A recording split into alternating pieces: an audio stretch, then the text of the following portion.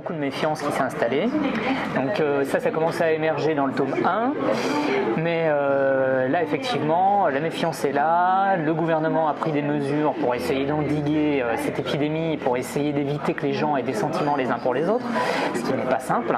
Donc il y a des mesures du genre fermeture des bars et des endroits, des lieux de rencontre à partir de 22h, interdiction de la mixité, même si ça ne règle pas les problèmes pour tout le monde. Certaines œuvres qui sont censurées ou voire même interdites, par exemple des romans d'amour, des choses comme ça, ou les films, les comédies romantiques, etc. sont interdites ou annulées. Donc voilà, il y a un certain nombre de mesures comme ça qui sont mises en place. Parallèlement à ça, bien sûr, une partie de la population fait de la résistance et ne suit pas ces mesures et s'organise pour essayer de vivre malgré tout. Elle est toujours là, ça reste le personnage central de l'histoire. Maintenant, elle sert un peu de fil conducteur. Elle est dans le premier tome, elle était vraiment à la recherche de la vérité, de par son rôle de journaliste, et puis recherche de la vérité de ses sentiments, de sa relation de couple, etc. Et là, elle sort de la maladie et donc elle arrive un peu comme le Messie, c'est-à-dire qu'elle a vécu une expérience que personne n'a connue et tout le monde a envie d'avoir son témoignage. On découvre toute une galerie d'autres personnages et c'est vrai qu'à travers un sujet comme celui-là d'une épidémie, ça se prête tout à fait à une sorte de BD chorale. Et on découvre aussi leurs relations, leur rapport aux sentiments amoureux. Donc ça permet de confronter les points de vue. C'est quelque chose que j'avais déjà un petit peu envie de faire sur le tome 1, mais à la fois faire simplement une galerie de portraits, ça raconte pas une histoire. Le tome 2 s'y prêtait davantage puisqu'il y a une sorte de réseau qui s'organise et donc que va traverser Olga et qui va nous permettre de découvrir ces différents personnages.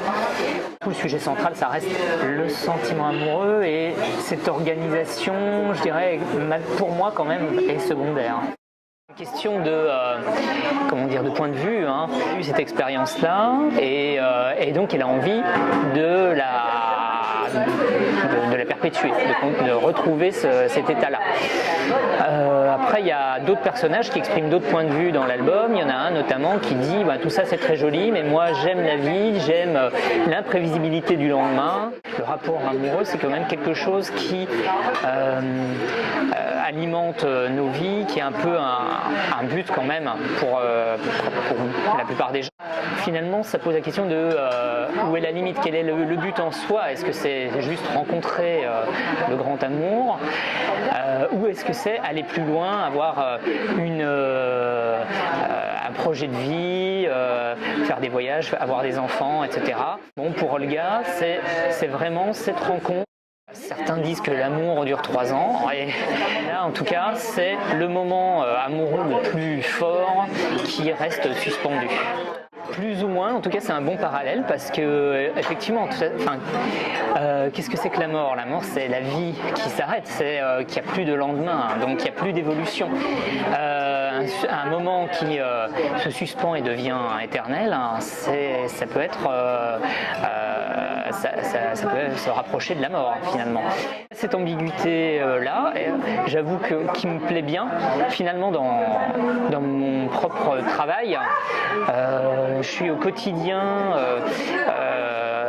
plongé dans des actes, dans des gestes qui se répètent, c'est-à-dire dessiner, écrire, toujours à la même table, etc. Donc il y a une espèce de temps suspendu comme ça. La vie peut faire peur par certains égards. D'ailleurs, c'est un petit peu ce que dit le personnage de Kiran à la fin. Il y a 2 attitudes possibles. On peut être soit fasciné par la vie, avoir envie de continuer, avoir toujours envie d'avoir plus finalement, et au contraire, avoir envie de se satisfaire d'un moment de pur bonheur. Et Olga, elle est quelque part, elle est là-dedans. C'est-à-dire qu'elle a connu ce moment intense et a envie de le retrouver. Cet aspect philosophique de l'album est complètement voulu et assumé. Si la philosophie consiste avant tout à poser des questions et à être un peu en doute en permanence, alors on peut dire que c'est de la philosophie. De manière générale, je préfère les questions aux réponses et on peut dire que les questions contiennent une part de réponse, mais effectivement c'est une démarche moi qui m'intéresse, de chercher à comprendre mais quand on croit avoir compris, là je commence à avoir peur. Dans l'album en fait l'aspect scientifique aussi sert à poser des questions. La science c'est ça, elle avance comme ça de question en question, on découvre quelque chose qui va nous amener à nous poser d'autres questions. À côté il y a le revers de la médaille, c'est-à-dire que la science, une fois que quelque chose a été découvert, on le tient comme un fait avéré, comme une vérité absolue. Et là, ça se rapprocherait presque de la religion, c'est-à-dire que ça devient une croyance. Je suis tenté de creuser le sillon, j'ai d'autres idées, il y a d'autres thématiques encore à aborder. Le sentiment amoureux, c'est quelque chose qui est en nous, qui est très présent dans nos vies. Par exemple, qui est universel et puis qui traverse toute l'histoire de l'art, tous les médias, les médiums, que ce soit peinture, photo, cinéma, littérature. Je me suis rendu compte que dans un film, ou dans une histoire, que ce soit un western ou un film de science-fiction, il y a souvent une histoire d'amour et bien souvent, ce qui m'intéresse le plus, c'est pas de savoir si le héros va découvrir le trésor ou va réussir à sauver le monde, c'est plutôt de savoir si il va finir sa vie avec l'héroïne. Voilà. Le propos du tome 1, c'était le sentiment amoureux va au-delà de la science. On peut donner quelques explications avec la chimie, les hormones, les phéromones, tout ça intervient. Mais pour moi, ça répond plus à la question du comment que du pourquoi. C'est-à-dire qu'on rencontre quelqu'un, cette personne va faire qu'en nous, des substances vont être sécrétées, des hormones, de l'ocytocine, on va s'attacher à elle, de la dopamine, on va la désirer. Cette personne va-t-elle susciter en nous ces sécrétions hormonales? Donc pour moi, la science ne répond pas à cette question. La recherche scientifique m'intéresse, mais les réponses qu'elle donne, parfois, je trouve, suscitent une espèce de désenchantement et nous disent mais oui, il n'y a pas de magie dans tout ça, tout s'explique, nous ne sommes rien, nous ne sommes que des échanges chimiques, nous ne sommes que de la pure matière. Tome 2, de ce point de vue-là, enfonce un peu plus le clou. C'est ce que tu disais est juste, c'est-à-dire que la poésie gagne dans le tome 2. Je raconte avant tout une histoire, c'est-à-dire qu'elle est portée par des personnages, et donc ce qui m'intéresse, c'est les personnages. C'est qu'on s'intéresse à eux, qu'on s'attache à eux, éventuellement qu'on s'identifie à eux.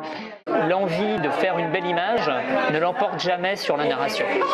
Je pense qu'il y a une question de distance. Je suis effectivement assez souvent proche des personnages, parce que deux personnages qui parlent, si on veut vraiment s'intéresser à ce qu'ils disent, il faut se rapprocher d'eux. Si on les regarde de loin comme ça, comme deux poissons rouges dans un bocal, on va peut-être avoir du mal à s'intéresser à eux.